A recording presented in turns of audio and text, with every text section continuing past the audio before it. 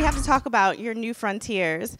But there's one thing I would love to ask you because we know that you're behind all of these great films and these new ventures that are coming out. And we've seen you a little bit in some movies, and you know, always play a bishop or something like that. So, what would be your dream fantasy role to play that's not a bishop? Would you want to be like a superhero or Billy D. Williams? Like, I love this woman. I love this woman. God is using this woman. we're waiting on his biopic now. Come on. I don't know. There are several things. One, I have no real aspirations to be in front of the camera. I actually would like being behind the scenes on films. But a detective or a doctor, anything that's investigative and intuitive and deals with people, I think is close enough to who I am in real life to pull it off. I don't think I have the chops to be Superman or something like that. I would love to be able to do that, but there's a small range of acting that I think that I could pull off without embarrassing my entire family.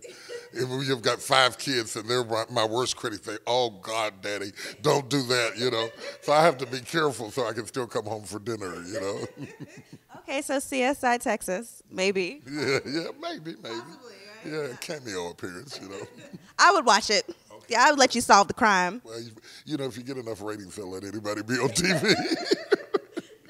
That is true, but we know that you have the chemistry and people love to watch you. You're so entertaining when you're up there in the pulpit. I mean, oh my gosh, you would bring anybody to the Lord just wanting to watch you. That's absolutely amazing to me. I preached for years in the hills of West Virginia. I started out in a little town called Montgomery, West Virginia, with 7 members. And I know what it is to teach Bible class for months and months and months to 3 or 4 people. And to have the privilege that people would dignify your preaching with their presence is something I never took for granted. I'm still awed that people would come hear what I have to say and allow me to interject what I think into their lives. I think it's absolutely amazing. It's still amazing to me. Yeah, absolutely. So do you believe that if you follow your heart and you pursue your passion in life, whether or not anyone thinks that it's a crazy idea, if it's something that you love, do you believe you can make a career out of anything that's your passion? Absolutely. It's so funny that you should say that. I'm in the final stages of writing a book called Instinct.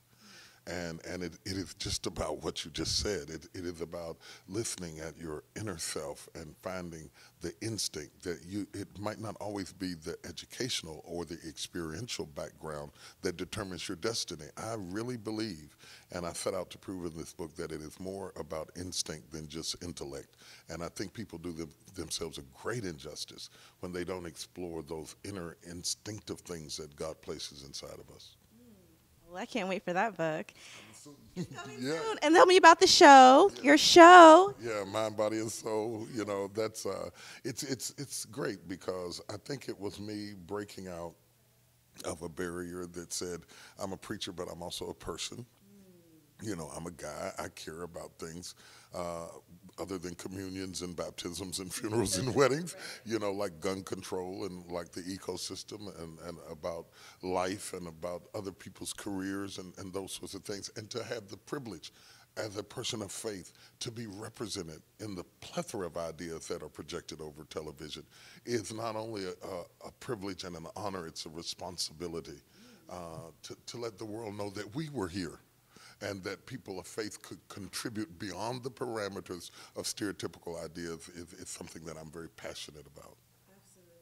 Absolutely. As a person, as a man, how do you carry the weight of your congregation and everyone coming to you for counsel and advice when you have your own life and your own problems that we all deal with? How on earth do you carry all of that on your shoulders and still maintain sanity and dignity? Well, that's controversial. I'm not sure everybody thinks I'm sane, But I learned not to carry it. I learned to cast it. The Bible says, "Cast all your cares on Him, for He cares for you." And I learned that I can't carry it, that it's too much for me, that I'm not God. And so I listen and I interject advice as I am asked to do, when I am asked to do.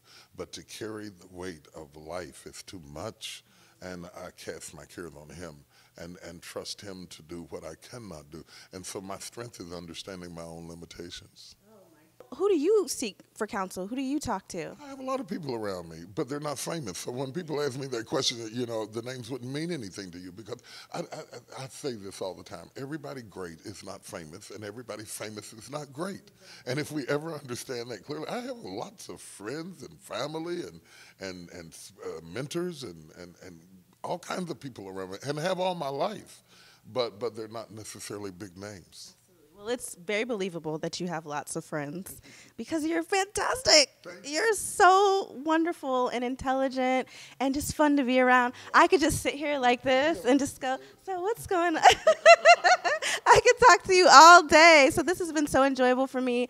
Thank you for doing this film for us, for everyone, really, but something else for us to enjoy and appreciate during the holidays and really all year round. It's my honor. Thank you.